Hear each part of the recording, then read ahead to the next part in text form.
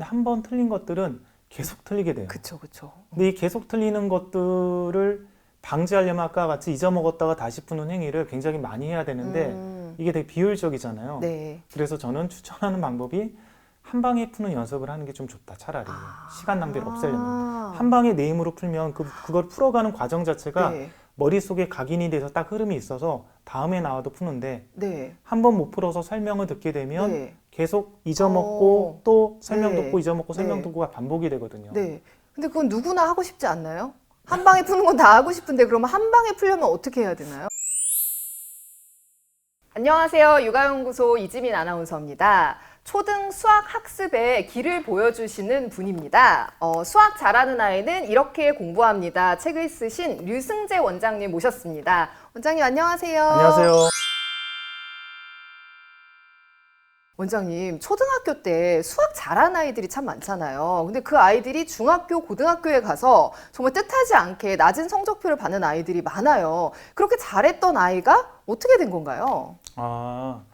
보통은 초등학교 때 수학을 잘했다라고 생각하는 네. 게 왜냐하면 평가 자체가 대부분 절대 평가니까 네. 그렇게 되는 경우가 많아요. 예를 들어 이제 중학교 같은 경우도 네. 이제 성적 산출하는 걸 보면 절대 평가로 산출하는데 네. A 등급이라고 있어요. 그게 이제 총점 네. 수학이면 그게 90점 이상이 되면 A 등급을 주는데 네.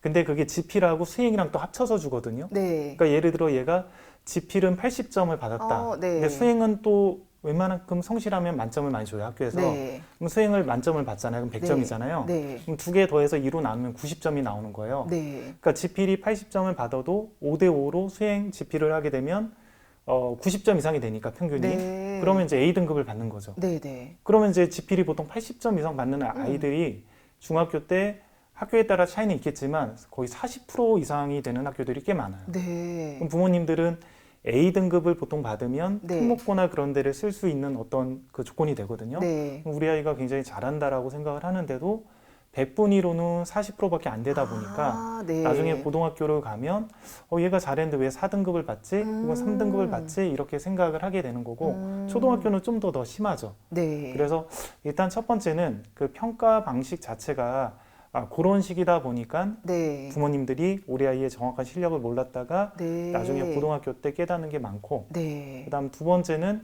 수학 공부라는 게 네. 잘하는 방식으로 수학을 공부를 해야 되는데 네. 고등학교보다는 당장 초등학교나 중학교 때 잘하는 방식으로 공부를 하다 보니까 네. 고등학교 정작 어려워지는 네. 그런 수학에서 또 안 되는 경우도 있고 그렇죠. 네, 그럼 수학을 잘했던 아이가 못하게 된다기보다는 아이의 실력을 제대로 알지 못했던 경우 혹은 좀 잘못된 방식으로 공부했던 경우가 많다고 볼 수 있겠네요. 그럼 오늘 저희가 초등 수학 학습에 대해서 이야기를 나눌 거다 보니까 어떻게 하면 고등학교 때까지 좀 올바른 방식으로 공부할 수 있도록 우리가 습관을 잡을 수 있는지 이런 이야기들을 좀 여쭤볼게요. 먼저 첫 번째로 흔히 수학을 할 때 오답 관리는 필수라는 이야기를 많이 해요. 근데 이 오답 관리가 모든 학년에게 혹은 모든 학생들에게 꼭 필요한 건 아니라고요. 그러니까 오답을 하는 목적이 뭐냐면 이제 수학이 좀 추상적인 언어로 돼 있다 보니까 네. 이게 머릿속에 잘 저장이 안 돼요. 네. 근데 아이들이 네. 대부분 가르쳐 보면 본인이 알았다라는 느낌과 네. 실제 시험을 봤을 때 본인이 풀 수 있는 정도까지의 갭이 굉장히 많아요. 그쵸, 네. 근데 이 갭을 잘하는 아이들 같은 경우는 본인의 이제 갭을 쉽게 아는 게 아니라 경험을 통해서. 네. 왜냐하면 걔네들은 이 정도 내가 이렇게 공부했는데 또 나오니까 또 못 푸는구나. 그럼 더 해야겠다. 이거를 이제 나름 네, 계속 네. 판단하면서 공부를 하다 보니까 그게 이제 어느 정도 갭이 메꿔지는데 네. 대부분 못한 아이들은 그 갭 차이를 잘 못 느껴요. 네. 그러니까 또 나오면 또 틀리고 또 나오면 또 네. 틀리고 그렇게 하거든요. 네. 그래서 이제 의도적으로 혹은 의식적으로 좀 과도하게 오답을 하는 게 중요합니다. 네. 근데 이제 오답을 누구나 다 할 필요가 있냐라고 하면 일단은 고등학생들은 꼭 해야 되죠.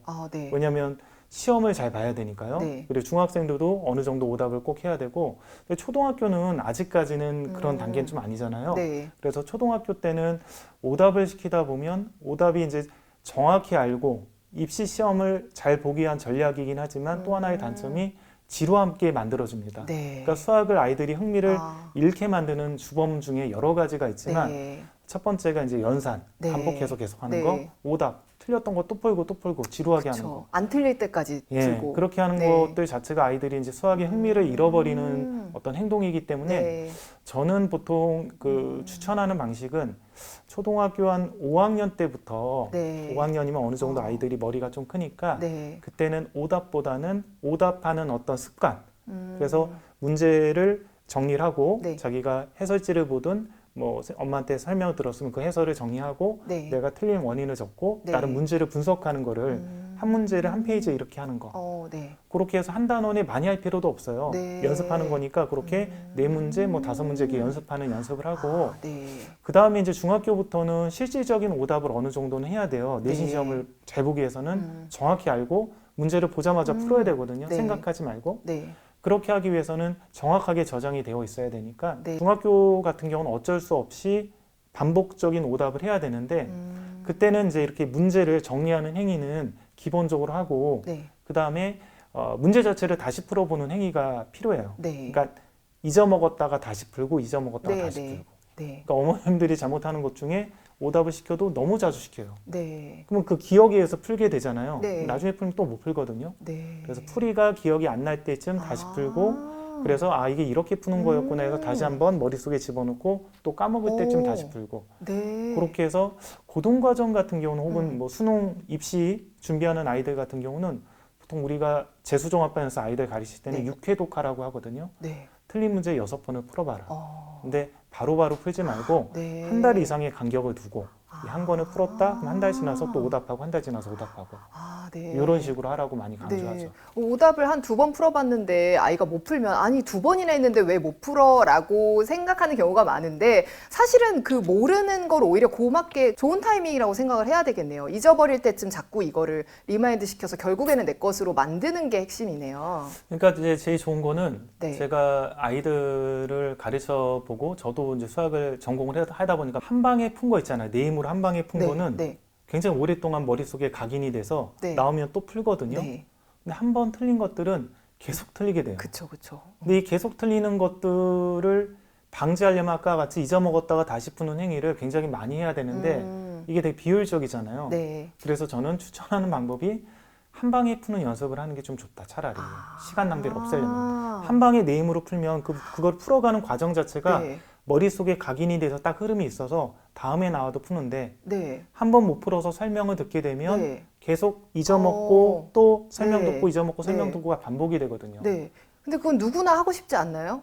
한 방에 푸는 건 다 하고 싶은데 그러면 한 방에 풀려면 어떻게 해야 되나요? 예를 들면 그 조립하는 거 있잖아요. 장난감 같은 네. 거를 조립한다라고 네. 하면 설명서가 없이 자기가 머릿속으로 어떻게 이거를 어떻게 붙일까, 머리를 어떻게 하고 로봇을 어떻게 하지 네. 이렇게 생각해서 풀게 되면 네. 그 구조가 처음에 하다가 안 되면 다시 뽀개기도 하고 이렇게 하잖아요. 네. 그래서 한번 만들면 다음에 네. 만들려고 하면 또 만드는데 네.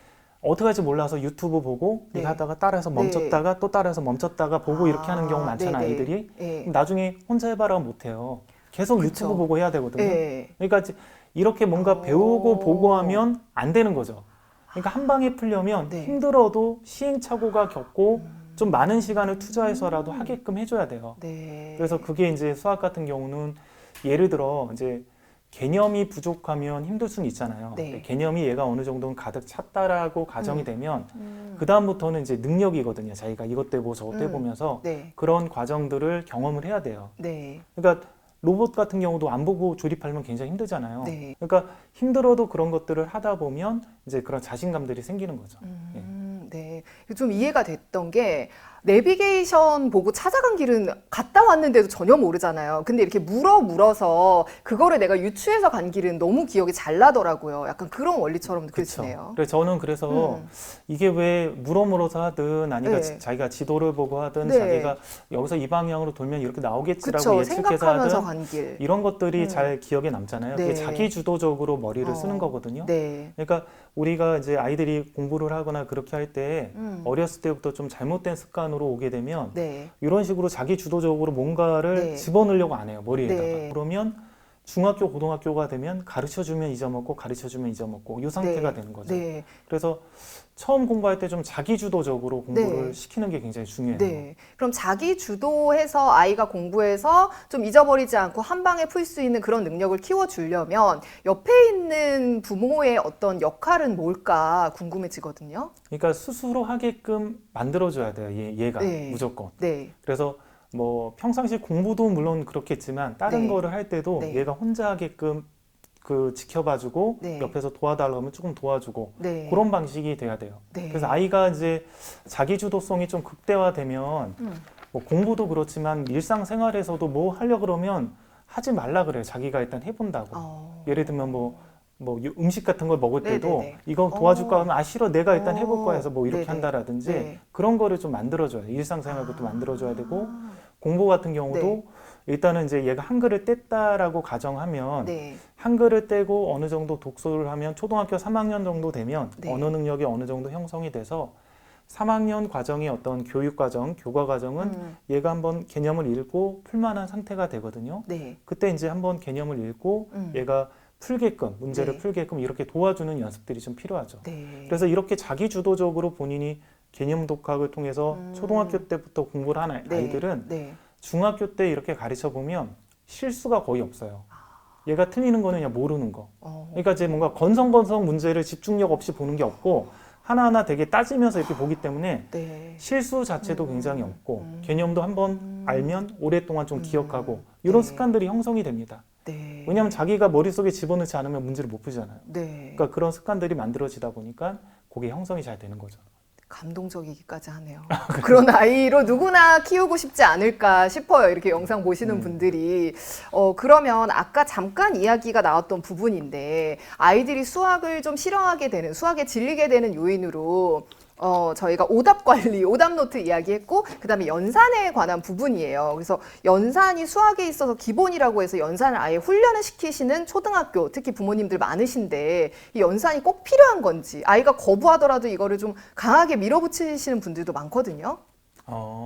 그 연산 같은 경우는 이제 연산이 안 되는 아이들도 있어요. 네. 가르쳐 보면 네. 연산부터 안 되는 아이들이 있고 가르쳐 주면 적용 못하고 계속 틀리는 아이들이 있거든요. 네. 근데 이런 아이들은 거의 다른 과목도 다 못해요. 네. 그러니까 학습 능력 자체가 굉장히 떨어져 있는 거죠. 네. 그래서 학습 능력을 기르기 위해서 뭐 가령 독서를 좀 많이 시킨다라든지 네. 그 여러 가지 그런 부분들을 좀 신경 써줘야 되고 네. 연산 자체가 안 됐을 때도 그거를 해결을 하기 위해서는 보통 부모님들 많이 쓰던 게 연산책을 반복해서 많이 풀리거든요. 네. 틀리면 다시 고쳐와 다시 고쳐. 학원에서도 많이 그러고. 네. 그럼 얘가 나중에 맞더라도 자기가 왜 뭘 잘해서 맞았는지도 모르고 틀리면 뭘 잘못해서 틀렸는지도 네. 몰라요. 기계적이 되는 거죠. 예, 그래서 네. 그런 방식도 사실은 안 좋고 얘가 이제 연산이 안 된다 그러면 가장 먼저 할 거는 연습장에다가 딱 식을 써서 풀게끔 시켜야 되고 네. 그 식을 써서 푼 것이 틀리면 네. 엄마가 그걸 도와줘야 돼요.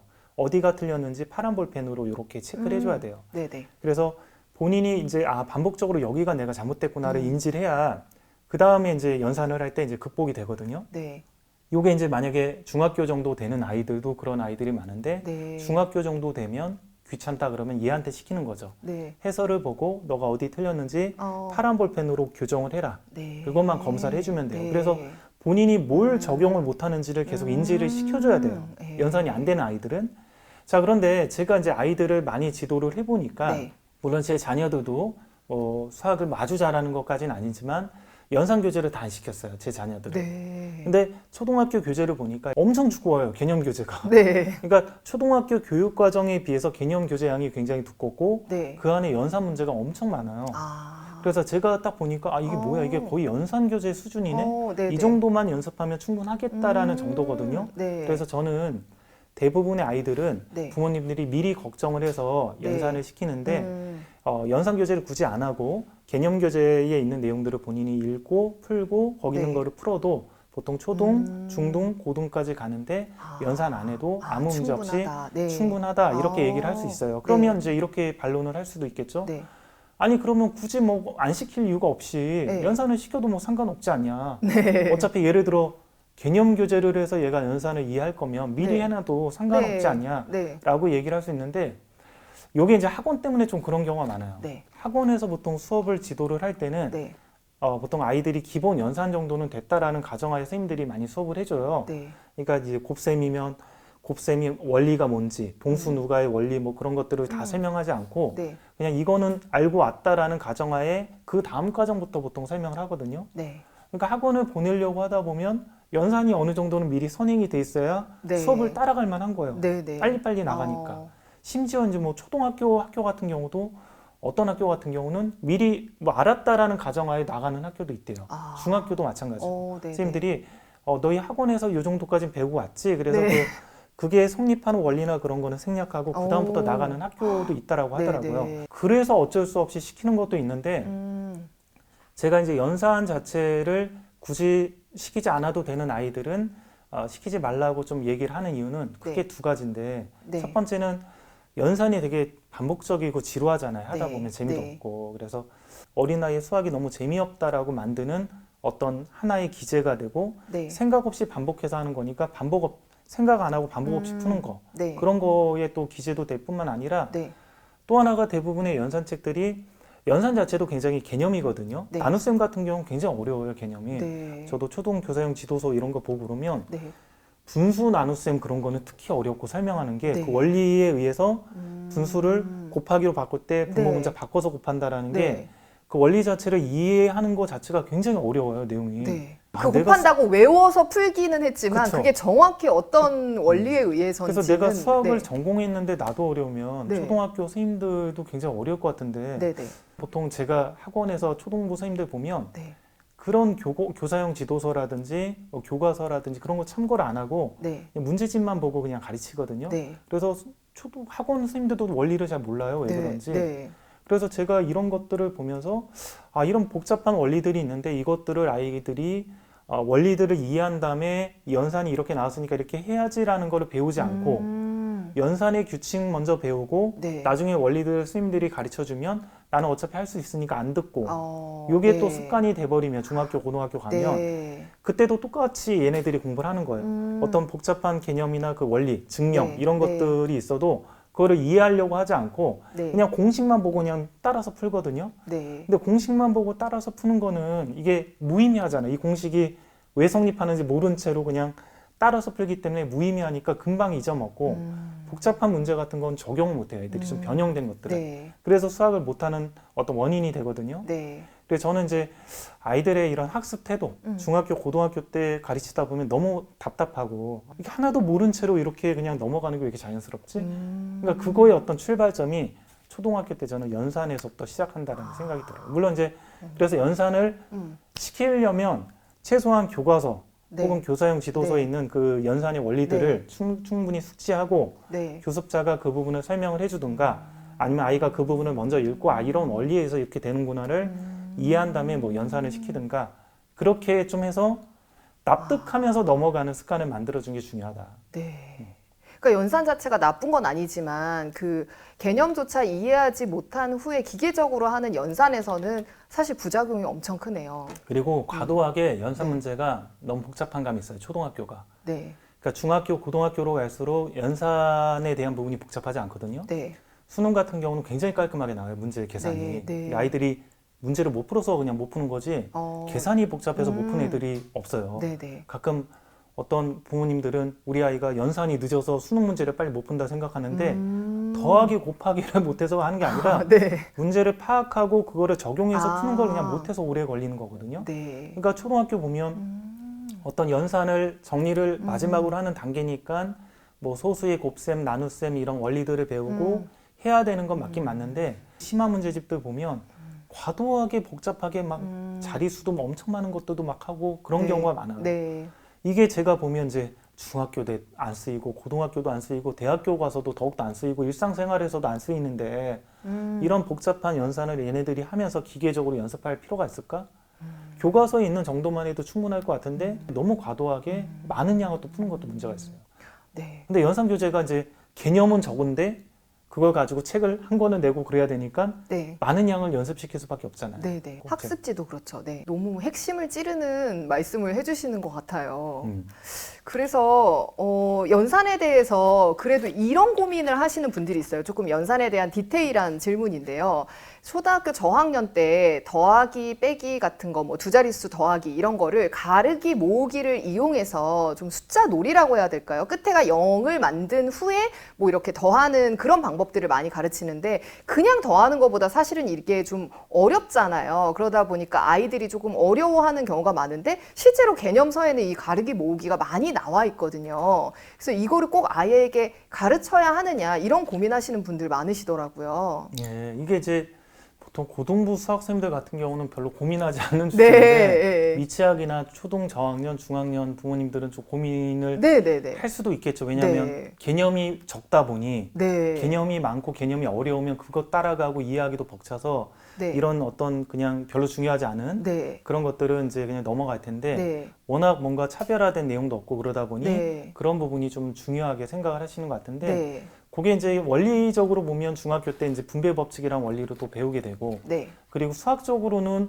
크게 의미는 없을 것 같아요. 저는 제가 봤을 때는. 그러니까 그거 자체를 하는 행위를 네. 몇 개 정도 네. 생각하는 연습으로 하는 거는 나쁘진 네. 않은데 왜냐면 사고력 수학 책에도 보면 그런 게 꽤 있거든요. 네. 그러면 그때 한 챕터 나오면 이렇게 이제 수를 가지고 네. 또 어떻게 보면 이게 좀 쉽게 계산하는 거잖아요. 빠르게. 네. 네. 그런 것들 좀 연습하고 그렇게 하는 게 이제 나쁘진 않은데 네. 그거를 꼭 굳이 뭐 이렇게 해야 뭐 수학을 잘하거나 혹은 그런 수감이 있거나 그런 건 좀 아닌 것 같아요. 네. 그래서 굳이 시킨다면 사고력 수학을 보면 도형 문제도 있고 이런 식의 이제 수 가르는 문제들도 있고 네. 퍼즐 문제도 있고 퀴즈 문제도 있고 영역별로 있어요. 네. 그래서 그거 하다 보면 한 번씩 이렇게 다루면서 아이들이 재밌어야 돼요. 네. 더 쉽네, 더 쉬운 방법이 있네. 이런 식으로 하는 거 정도로 좀 하면 괜찮을 것 같다라는 네. 생각이 들어요. 왜냐하면 굉장히 복잡한 걸 배우거든요. 중고등학교 네. 수학에서는. 근데 초등학교에서는 이게 굉장히 대단한 개념인 것처럼 다뤄지고 있거든요. 그래서 저는 이제 좀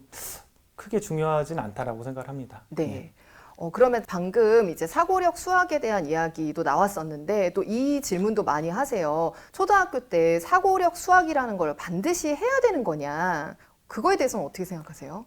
우리 네. 첫째, 둘째는 초등학교 3학년에서 6학년 과정까지 시켰고 네. 셋째 자녀는 초등학교 1학년에서 4학년 과정까지 시켰는데 네. 저는 시킨 게 이제 사고력 수학이 좀 교재 퀄리티가 좀 높아요. 네. 수학적 사고를 하는 과정을 좀 이렇게 좀 연습을 많이 시켜놨고 네. 그래서 책을 저도 이제 핀란드 수학 해가지고 그런 실생활 수학도 한번 검토를 해보고 다른 책도 보다 보니까 실생활 수학은 재미가 없더라고요. 제가 보니까 네. 제가 재미가 없어요. 네. 나도 재미가 없는데 우리 아이들도 재미가 없겠네. 네. 근데 사고력 수학 책들을 좀 보니까 뭐 이렇게 종이로 접고 만들고 네. 막 움직이고 그런 것도 있고 그래서 이거는 좀 재밌겠다. 네. 이게 초등학교 교재가 너무 양이 좀 적고 네. 저는 이제 개념 교재 한 권, 심화 교재 한 권 두 권으로 나가다 보니까 네. 네. 진도가 굉장히 빨라지는 거예요, 너무. 네. 그래 사고력 수학 교재를 한 권 더 집어넣어서 한번 애들 재밌게 네. 이렇게 시켜야겠다라고 했는데 시켜보니까 결론적으로는 초등학교 1학년에서 4학년 과정까지 굉장히 괜찮아요. 그때가 네. 이제 구체적 조작기라고 해서 네. 아이들이 뭔가 이렇게 만들어도 보고 그러면서 어떤 개념들을 익히는 과정인데 그런 거에 좀 최적화되게 연습이 돼 있어요. 네. 물론 이제 교과서도 그런 식의 내용들이 알차게 돼 있지만 네. 교과서보다 좀 더 재밌게 잘 돼 있어요. 만드는 네. 것도 많고. 네. 그래서 저는 초등학교 1학년에서 4학년 과정에서 네. 부모님들이 이제 문제집을 너무 많이 풀리는데 네. 저는 초등 과정은 문제집을 한 2권 정도만 풀려도 충분하다 생각하거든요. 한 학기에. 네. 그래서 좀 2권 정도 풀리니까 너무 할 게 없다. 그러면 사고력 수학 같은 거 시키면 네. 좀 괜찮다. 네. 근데 5학년부터는 사고력 수학 문제집이 별로더라고요. 네. 네. 일반 뭐 경시 문제집이나 네. 아니면 뭐 서술형 문제집이나 차이가 별로 없어요. 그래서 5학년부터는 굳이 안 해도 되고. 네. 예. 근데 때 옵션처럼 말씀을 해주셨는데 그 말인즉슨 그러면은 개념과 심화 교재를 한 다음에 하는 건 괜찮지만 그냥 초등학교 저학년 때 사고력 수학만 하는 거는 조금 반대신가요? 저는 초등학교 한 1학년하고 2학년까지는 네. 교과 수학을 굳이 안 시켜도 상관은 없다라고 생각을 네, 해요. 네. 그러면 1학년하고 2학년 때는 뭐 하냐? 네. 독서만 시키냐, 매년 주구장창. 네. 그러면 뭔가 좀 할 것도 없고 그러니까 그때 이제 사고력 수학 같은 거 시키면 네. 괜찮다라고 네. 생각을 하고 있어요. 물론 이제 간혹 부모님들이 욕심이 많아서 어릴 때부터 시키는 부모님들도 계시고 아이가 또 언어 능력이 높은 아이도 있어요. 네네. 초등학교 1학년인데 심화교재 그 서술되어 있는 내용들을 이해할 수 있는 아이들도 있거든요. 네. 그런 아이들 같은 경우는 좀 시켜도 상관이 없겠지만 네. 초등학교 3학년 정도 되면 어느 정도 심화 교재를 봤을 때 그 네. 지문을 네. 어느 정도 이해할 정도의 언어 능력이 좀 형성이 되더라고요. 네. 개념 독학도 어느 정도 할 수 있는 네네. 그런 언어 능력이 형성이 되고 네. 그래서 초등학교 3학년부터 교과 수학을 시키고 1, 2학년 때는 그냥 놀릴 수는 없으니 네. 사고력 수학 같은 거 시키고 네네네. 그리고 학교 교과서 있으니까 교과서 네. 같은 거 좀 같이 하고 그 정도만 해도 충분하다라고 저는 생각을 합니다. 아, 네네. 이 선행이라고 하는 게 보통은 몇 년 앞서고 나가는 게 좋은가요? 아니면 뭐 선행 꼭 해야 되나요? 이런 질문들이 많은데 원장님 책에서 보니까 선행이 올바른 선행이 있고 그렇지 않은 선행이 있다고요. 대부분이 그 올바르지 않은 선행을 하는 경우가 많아요. 네, 그런 것 왜냐하면 같아요. 생각보다 아이들이 이제 선행 개념을 이해할 능력이 많이 없어요, 아이들이. 네. 근데 학원에서는 뭔가 차별화되게 하거나 얘가 어느 정도 잘하고 있다라고 판단할 근거가 없다 보니까 네. 선행을 많이 뽑거든요. 네. 몇몇 학군지는 굉장히 어렵게 내지만 대부분 지역이 쉬우니까 얘도 100점, 나도 100점. 그러니까 차별화가 안 되잖아요. 네. 우리 아이는 이 정도 하고 있다라는 게 뭔가 더 앞서가고 있고 많이 하고 있다라는 걸 나타내다 보니까 네. 공격적으로 이렇게 선행을 많이 해가지고 네. 대부분은 본인 아이들의 실력보다는 좀 더 많이 빼는 경우가 많아요. 네. 그래서 그거를 이제 학원에서도 지도를 하다 보면 얘 수준보다 무조건 더 나가줘야지 부모님이 네. 만족도가 높기 때문에 좀 네. 숨이 막혀요. 네. 그렇게 하다 보면 이제 구멍이 생기고 아이가 네. 왜냐하면 이렇게 부모님도 본인들을 생각하면 내가 그렇게 할 수 있었을까? 네. 학창 시절에? 네. 그러면 이제 본인들 같은 경우 그만큼 안 했을 거잖아요. 네. 대부분이. 네. 그러니까 아이들도 그만큼 될 능력이 없는데 대부분은 이제 좀 무리하게 가는 경우가 많아요. 네. 네. 그럼 올바른 선행은 어떤 건가요?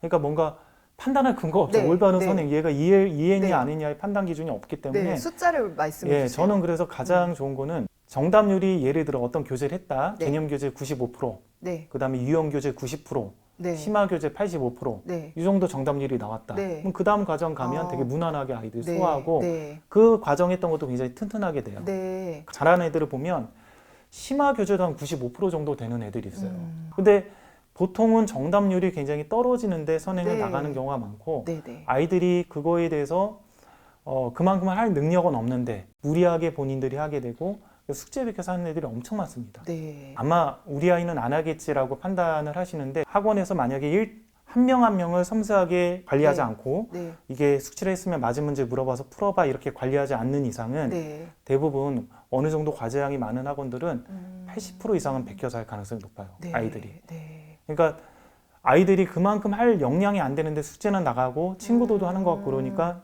베껴서 하는 거죠. 네. 그럼 어머님들은 정답률이 어느 정도 되니까 네. 얘가 잘하는 것 같네. 그러니까 우리 아이는 잘하는데 시험 보면 왜 점수가 안 나오죠? 네. 뭐 이런 얘기를 하는 거예요. 근데 네. 잘하는데 시험 보면 점수가 안 나오는 경우는 극히 드물어요. 네. 90%가 거의 숙제를 베껴서 있거나 찍어서 있거나 그런 경우가 많아요. 네. 그래서 정말 얘가 혼자 풀어서 그 정도 음. 정답률이 되는가도 확인을 좀 네. 해봐야 돼요. 네. 그래서 일단은 정답률을 확인하는 방법이 있다. 그리고 네. 또 하나는 얘가 그 과정에 심화까지 소화했다. 그 다음 선행 나가면 문제 없다. 네. 이 두 가지 정도로 판단 기준을 세우면서 나가면 될 것 같아요. 네. 이제 선행을 할 때 예를 들어 초등학생인데 중학교에서 나오는 방정식을 미리 배워서 X라는 개념을 알아버리면 초등학교 때 그 서술형 문제들이 술술 풀리니까 역시 선행하길 잘했어. 이렇게 여기는 경우들도 있잖아요. 그렇죠. 그거는 서술형 문제보다는 좀 어려운 문제들. 어려운 문제들, 어려운 심화 문제, 문제들. 심화 네. 문제들을 보통 그 어려운 문제들이 이제 중학교 때 몇 가지 개념들을 1학년 때 주로 배우는 거 네. 그런 것들을 알면 좀 수월하게 풀 수 있는 문제가 네. 많기 때문에 네. 만약에 이제 그렇게 공부를 하게 되면 초등학교 심화 교재가 이제 응용 교재가 되는 거죠. 난도가 낮아져서. 아, 네. 그러니까 난도가 낮아지니까 우리 아이가 좋은 게 아니라 네. 어려운 거를 어렵게 공부를 해야 얘가 네. 사고력이 느는 거잖아요. 네. 더 힘들게 네. 공부를 해야지 계속 고민하고 어떻게 풀까 고민하고. 그래서 그렇게 공부하게 되면 뭐 심화 교재를 푸는 그런 그 효과는 없겠죠. 그러니까 얘가 이제 심화 능력을 키우고 싶다. 근데 그렇게 해서 공부했다 그러면 초등학교 과정은 심화 능력이 형성이 잘 안 되겠죠. 네. 그러면 이제 중학교 과정을 가지고 심화 능력을 형성을 또 시켜야 되는 걸로 바뀌게 되는 거죠. 네. 예. 오히려 그 선행 때문에 내가 진지하게 이 문제를 풀고 이해할 그 기회를 좀 놓친다고 볼 수 있겠네요. 그렇죠. 그러니까 정상적으로 이제 선행을 하는 아이들은 네. 그 과정에 뭐 3학년 1학기를 배웠다 그러면 3학년 1학기 개념 과정하고 네. 심화 과정 해서 네. 정답률도 충분히 어느 정도 나오고 아이도 스트레스 안 받고 끝냈다 그러면 그 다음 학기 과정을 가고 이렇게 갑니다. 네, 네. 그러면 이제 그런 문제가 없잖아요. 그렇죠. 근데 못하는 아이들이 대부분 이렇게 하는 경우가 많아요. 그러니까 초등학교 심화 과정을 못하니 네. 중학교 걸 배우고 풀면 쉽다라고 하니까 중학교 걸 미리 배워서 이걸 푼다. 네. 그럼 중학교 걸 미리 배워서 풀 거면 안 푸는 게 낫다라고 저는 생각이 들거든요. 네. 그러니까 차라리 중학교 걸로 그렇게 갈 거면 중학교 과정 배우고 나서 중학교 거 심화를 해라.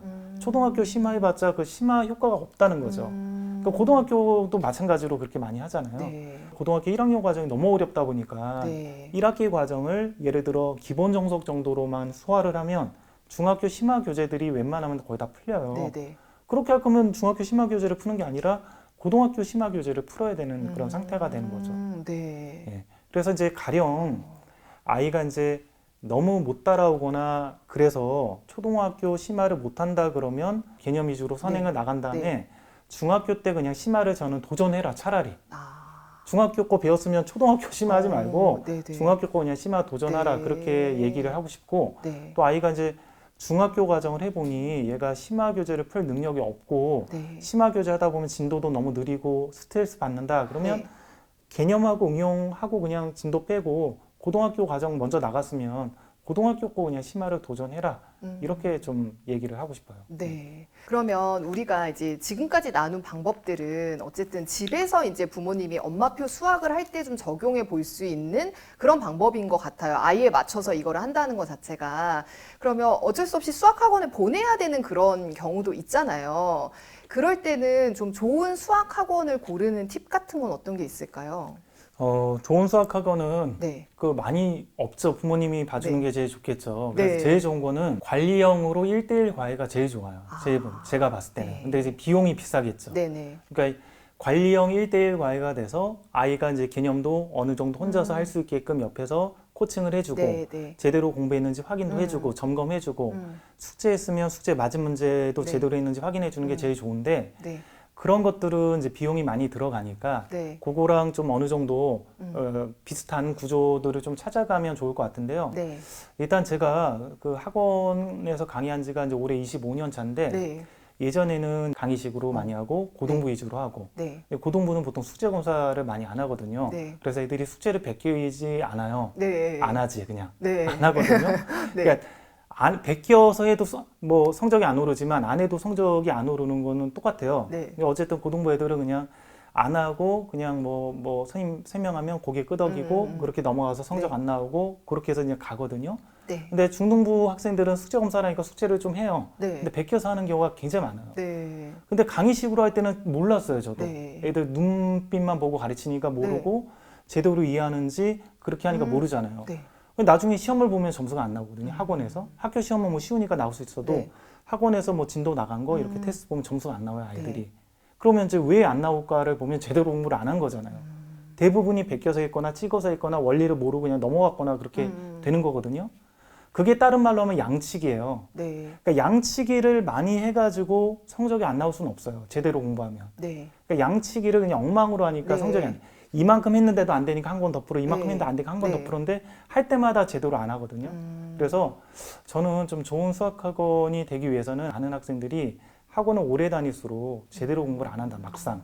네. 그러니까 여러 가지 진단들을 해서 좋은 거를 가르쳐 주려고 하는데 아주 기본이 안 되고 있다. 가령 숙제를 베껴서 한다든지 찍어서 한다든지 정확한 방법이 아니라 적당한 숫자 대입해서 막 푼다라든지 해서 아이들이 하나도 모른 채로 그냥 진도만 빼고 있는 것들이 큰 원인이니까 그런 것들을 좀 찾아서 얘네들을 해줄 수 있는 학원들이 좀 좋을 것 같고 네네. 또 하나 나쁜 학원 중에서는 수업만 너무 많이 듣게 하는 학원들도 있어요. 네. 특히 이제 막 특강 네. 방학 때 여러 개 막 듣게 해서 네. 학생들이 이제 공부를 많이 해야 성적이 나오거든요. 그쵸. 네. 근데 이제 어느 정도 여유가 있고 그러면 특강을 들으면서 공부를 많이 하면 좋은데 네. 좀 과도하게 너무 많이 들어서 애들이 복습할 시간조차도 네. 없이 나가는 학원들이 있어요. 네. 그럼 아이들이 숙제도 못 하잖아요. 네. 그럼 익혀지는 게 없으니까 그럼 수업을 듣고 당연히 모르니까 그다음 겨울방학 때 어머님이 얘 제대로 모르니까 한번 또 해야 됩니다. 이렇게 해서 그냥 듣기만 시키는 거죠. 네. 재수종합반에서도 엄청 많이 그렇게 시켜요. 네. 수익성을 끌어들여야 되니까 네. 수업을 들었으면 얘가 혼자 풀 시간을 줘야 되는데 특강을 다 듣게 하거든요. 네. 재수종합반도 보통. 그래서 시간이 없는 거네요. 혼자 공부할 시간. 자기가 공부할 시간을 좀 보장을 해주는 학원들이 좋아요. 자기가 풀고 익히고 정리할 시간들. 네네. 듣기만 하게끔 하는 학원들 안 좋고. 네. 그다음 과도하게 아이들이 숙제나 선행이나 심화를 실제로 못해요. 네. 그 정도 능력이 안 되는데 네. 그 정도를 너무 과도하게 끌고 가는 학생들. 그럼 얘들이 한번 거기에 맞들리면 그 학원을 그만두거나 그 반을 내서 밑으로 내려가면 뭔가 인생이 잘못될 것 같은 생각이 들어서 억지로 붙어 있으려고 그래요. 학습은 계속 못 따라가고 빵꾸는 생기는데. 네. 그러다 보면 이제 문제가 계속 생기는 거죠. 누적이 되고. 그러다 보면 엄마 못 따라가니까 과외 붙여줘서 과외쌤이 계속 가르쳐주고. 네. 그런다고 이제 공부를 잘하는 건 아니니까. 그래서 그런 데들을 좀 피하면 좋을 것 같아요. 네. 그러면 우리 아이가 이미 수학학원에 다니고 있다라고 하면 좀 어떤 거를 좀 도와주면 그 수학학원에서 그래도 좀 자기 주도적으로 공부할 수 있을까요? 제가 볼 때는 이제 여러 가지가 있긴 하겠지만 네. 초등, 중등으로 제한을 시키면 일단 엄마가 숙제 관리를 좀 해주면 굉장히 좋아요. 네. 학원에서 그렇게 잘 못 해줘요. 네. 채점은 해주는데 네. 얘가 뭐 베껴서 할 수도 있고 여러 가지 네, 방법이 네. 있잖아요. 중학교만 돼도 애들 콴다라는 앱이 있어서 네. 그걸로 그냥 찍으면 나오거든요. 네. 휴대폰에 이제 해설지를 저장했다가 베끼는 애들도 있고 네. 콴다로 찍어서 하는 애들도 있고 너무 많은 걸 많이 봤는데 네, 네. 그걸 학원에서 일일이 매번 숙제했을 때마다 다 검사를 할 수가 없어요. 그렇죠. 그래서 네. 검사를 할 수가 없기 때문에 집에서 숙제 관리를 좀 해주면 좋아요. 그래서 얘가 숙제를 안 베끼고 하고 네. 채점해주고 틀린 거 고치고 그리고 학원 보내는 네. 고행위까지만 집에서 해주면 네. 1차적으로 네. 학원에서는 그 이후부터 많이 해주거든요. 대부분이. 네. 그럼 모르는 거 질문 받아주고 네. 숙제 안 해낸 애들 혼내고 네. 그 정도를 보통 학원에서 많이 네. 해주니까 그 작업만 해줘도 네. 훨씬 좋을 것 같다라는 네. 생각이 들고 만약에 이제 진짜 학습 능력이 좀 부족하고 너무 그런 아이들은 좀 묻고 답하게 하는 것도 굉장히 좋죠. 네. 얘네들이 저장 안 하고 공부하는 게 익숙해지게 공부를 네. 지금까지 많이 한 경우가 많기 때문에 머릿속에 저장이 안 돼 있어요. 그래서 네. 너 개념 공부했으면 어머님이 묻고 대답해봐라. 이렇게 이거 설명해봐라. 네. 이런 방식으로 얘가 개념을 네. 좀 얘기하게끔 해주는 작업까지 해주면 굉장히 좋죠. 그것까지 네. 해주면. 네. 예. 그러니까 아이들이 그냥 진도 개념 설명하고 우리 너 문제 풀어봐라. 그럼 문제 풀잖아요. 네. 그리고 왕창 틀리거든요. 네. 너 개념 설명한 다음에 여기 개념 테스트 보고 선생님이 물어볼 거야. 왜 그런지.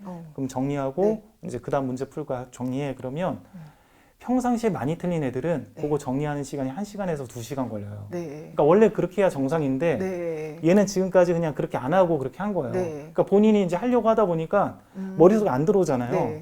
그러니까 이제 필사도 하고 정리도 하고 그래서 머릿속에 좀 집어넣고 그렇게 네. 하거든요. 네. 원래 그렇게 공부를 해야 되는데 지금까지 안 해왔던 거죠. 네, 네, 네. 그래서 그 작업을 집에서 해주면 좀 더 좋을 것 같아요. 네. 그거는 네. 단순하게 집에서 시킬 수 있으니까 네. 그렇게 좀 해주시면 좋아요. 네. 올바르게 공부하는 수학 방법들이 있잖아요. 네. 뭐 개념 독학이라든지 어려운 문제는 오랫동안 고민하고 네. 교습자는 옆에서 힌트 같은 거 주면서 얘가 네. 풀 수 있게끔 유도해주고 얘가 스스로 할 수 있는 것들을 계속 높여주는 방식이 있잖아요. 네. 이런 어떤 과정들 혼자 공부할 네. 수 있는 그런 연습들이나 능력들을 부모님들이 이렇게 만들어주고 나면 굳이 이제 학원을 보낼 필요는 없긴 한데 네. 자녀들을 보니까 언제 학원을 보냈으면 좋겠다는 생각을 많이 하냐면 네. 열심히 안 할 때가 있어요. 어느 정도 열심히 해야 되잖아요. 근데 이게 부모가 열심히 시키는 거는 한계가 있더라고요. 네. 싸우기만 되고. 그래서 이거를 부모 힘으로 다 하려고 하지 말고 뭐 예를 들면 좀 경쟁이 있는 학교를 보낸다라든지 네. 아니면 뭐 학원을 보낸다라든지 해서 네. 좀 얘가 어느 정도 학습 능력을 길렀다. 근데 열심히 안 하는 것 같다 그러면 한 중학교 정도 때부터는 학원을 좀 보내서 네. 그 경쟁 관계에서 공부하게끔 해서 부모님이 잔소리할 거를 학원에서 잔소리하거나 아니면 친구들이 저렇게 열심히 하는 애도 있네. 나도 네네. 해야겠다라든지. 혼자 공부하는 학습 능력이 있는데 열심히 안 한다면 학원을 좀 보내면 아, 좋을 것 같고 네. 거기서 이제 어느 정도 공부법을 익히거나 네. 아니면 어느 정도 열심히 하면 고등학교 때는 또 학원을 약간씩 줄여주는 것도 괜찮은 것 같아요. 네. 가령 수학학원도 일주일에 뭐 한 번만 간다라든지. 어쨌든 내신으로 가려면 혼자 공부할 시간이 많이 네, 있어야 되거든요. 네. 그래서 고등학교 때는 좀 혼자 공부할 수 있는 시간을 많이 확보를 해주고 네. 그때는 이제 어느 정도 얘네들이 좀 열심히 해요. 친구들도 네. 다 열심히 하니까. 네. 그래서 그런 구조면 어떨까? 아. 초등학교 때는 부모님이 좋은 코칭에 의해서 좋은 습관 만들어주고 네. 그 상태에서 중학교 때 좀 바짝 열심히 하게끔 네. 이렇게 학원을 보내주면 네. 거기서 어느 정도 좀 얘가 열심히 하고 그래서 적당한 때 또 빼줘가지고 고등학교 때는 이제 혼자 시간을 또 확보해 공부할 주고. 시간이 많아야 네. 되니까 네. 그렇게 해주면 좀 어떨까 그런 생각이 들더라고요. 네. 좀 이렇게 로드맵이 보이는 것 같네요. 근데 고등학교 때 시간이 많아도 일단 공부 방법을 알아야 하니까 초등학교 때 공부 습관을 잡아주는 게 정말 중요하다고 하셨는데 초등 습관에서 가장 중요한 것 그리고 초등 습관을 잡을 때 좀 이것만은 좀 피했으면 좋겠어요 하는 게 어떤 게 있을까요? 제일 중요한 거는 이제 자기 주도성을 키워주는 게 네. 좋은 것 같아요. 수학 네. 같은 경우는 다른 과목은 모르겠지만 수학은 혼자 일단 문제를 풀려고 해야 되거든요. 네. 자기가 풀려고 하고 네. 도움을 안 받으려고 하고 네. 그래야 실력이 좀 늘어나요. 근데 그거를 한 번도 겪어보지 못한 애들은 고3 돼도 영원히 그 단계를 못 넘어가요. 네. 계속 막히면 해설지 읽거나 선생님한테 질문하거나 그래서 암기 형태의 수학 공부로 가게 되는데 네. 네.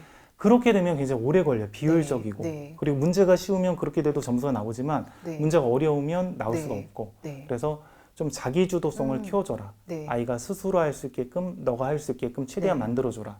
네. 그게 하나가 제일 중요한 것 같고 네. 그다음 나쁜 습관 같은 경우는 뭔가 이제 끝내는 데 집중하는 경우가 있어요. 아이들이 네. 중학교 때 특히 보면 네. 끝내는 데만 집중해서 얘가 뭔가 끝내긴 하는데 정성 들여서 공부를 안 해요. 네. 그러니까 뭔가 이거를 빨리 끝내려는 데만 집중해서 아무거나 대입해서 이제 푼다라든지 숙제를 계속 뭐 베껴서 한다라든지 어떤 학생이 있었는데 A라는 학생은 초등학교 때 학원을 다녔는데 엄마가 하는 말이 학원 선생님들이 얘가 굉장히 오래 걸려서 풀기는 하는데 실력이 안 늘어서 이상하다고. 네. 그래서 제가 이제 얘를 봤더니 어렸을 때부터 학원을 오래 다니다 보니까 네. 수동화가 돼가지고 네. 문제를 왜 느리게 풀까 이렇게 관찰을 했더니 네. 지금까지 숙제를 다 베껴서 하는 거예요. 얘가. 아. 숙제를 다 베껴서 하다 보니까 모르는 네. 개념이 모르는 거죠. 네. 네. 네. 개념 모르니까 학원에서 풀 때는 오래 걸리는 거예요. 오래 걸리니까 당연히 안 되죠. 그래서 제가 이제 그 학생을 적발한 거는 적발이요. 저는 적발이라는 표현을 쓰는데 네네. 개념 교재하고 학원에서 내는 이제 테스트 점수 차이가 좀 확연하게 차이가 나면 심층적으로 제가 관찰하는데 맞은 문제, 틀린 문제를 다 물어봅니다. 네. 맞은 문제를 다시 풀어라고 하니까 그중에 80%가 이상한 방법을 풀더라고요. 그래서 어떻게 했냐라고 이렇게 확인을 했더니 결국에는 다 베껴서 지금까지 네. 초등학교 때부터. 근데 네. 초등학교 선생님들도 지금까지 발견을 못한 거예요. 중학교까지. 그러니까 부모님 학원을 다녀도 성적이 안 오니까 그래서 옮긴 거죠. 그러니까 이런 경우가 굉장히 많거든요. 네. 아이들이 수동화되고 뭔가 끝내는 데만 집중하고 그러면 정성들이 안 보고. 네. 그래서 저는 이제 이 책에서도 네. 시간제로 공부하는 걸 차라리 시켜라 초등학교 때. 이거 끝내고 못 끝내면 너 안 돼. 그러면 애들이 네. 정성 들여서 공부 안 하고 끝내는 데만 집중해서 맞아요. 네. 중학교 때 그런 안 좋은 습관을 네. 기를 수도 있으니 네. 1시간이면 1시간 그동안 정성 들여 풀고 탁 칼같이 끝내줘라 공부 시간을. 네. 그래서 아이들이 공부를 좀 자기 공부 같이 느끼게끔 좀 만들어줘라. 네. 그렇게 좀 많이 강조를 합니다. 네. 근데 이렇게 오늘 말씀을 듣다 보니까 다른 여러 가지도 중요하지만 일단 숙제에 베끼지 않는 것만 해도 학원, 굉장히 그쵸. 굉장히 크게 얻는 거다 이런 생각이 드네요. 예. 또 베끼는 심정도 저는 이해가 돼요. 그 학습 양도 워낙에 많고 또 그렇죠. 잘하고 싶은 마음도 있고 베낄 수밖에 없는 그 마음도 이해는 되는데 어쨌든 그것만 피해도 반 이상은 성공한 거다라는 그렇죠. 생각이 드네요. 예. 네. 그러면 오늘 이렇게 영상에서 너무 좋은 말씀 많이 해주셨는데 마지막으로 오늘 영상 보신 학부모님들께 한마디 해주신다면 제가 말씀드리고 싶은 거는 저는 재수생들 같은 경우도 한 10년, 15년 지도를 해봤고 네. 고등부는 한 20년 지도를 해봤는데 되게 이제 장기간의 기간이잖아요. 네. 그래서 초등학교 때부터 열심히 하고 잘한 애들의 많은 부분이 이제 잘하는 건 맞아요. 그 애들이 네. 과거 영재고도 가고 네. 그런 거는 맞긴 한데 네. 레이스가 굉장히 오랫동안 가다 보니까 또 중학교, 고등학교 때 또 달라지고 전략이 또 있어요. 입시는. 네. 아이가 부족하면 고등학교를 어디를 선택해서 어떻게 갈까 그런 방법들이 좀 있기 때문에 네. 너무 무리하게 이렇게 달려가지고 아이들이 좀 지쳐가지고 공부를 이렇게 의무적으로 해서 그런 중학교 때 그런 학원을 다녀도 하나도 학습 효과가 네. 일어나지 않는 상태. 네.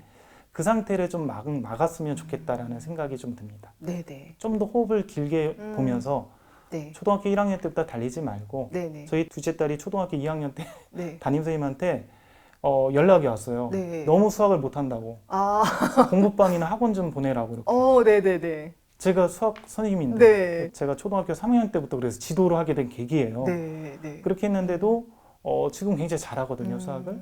그래서 조금 여유 있게 가져도 잘하니까 너무 네. 미취학 시절부터 너무 힘들게 달리지 말고 네. 장기 레이스고 네네네. 네, 그런 부분에 네. 신경 쓰셨으면 좋겠습니다. 네네. 오늘 초등 수학에 관한 이야기였지만 또 중등 수학, 또 고등학교까지 거시적인 관점에서 또 장기적인 플랜으로서 많은 좋은 말씀들 알려주신 것 같아서 영상 보시는 분들께 많은 도움이 됐을 것 같습니다. 오늘 나와주셔서 고맙습니다. 네, 감사합니다. 네.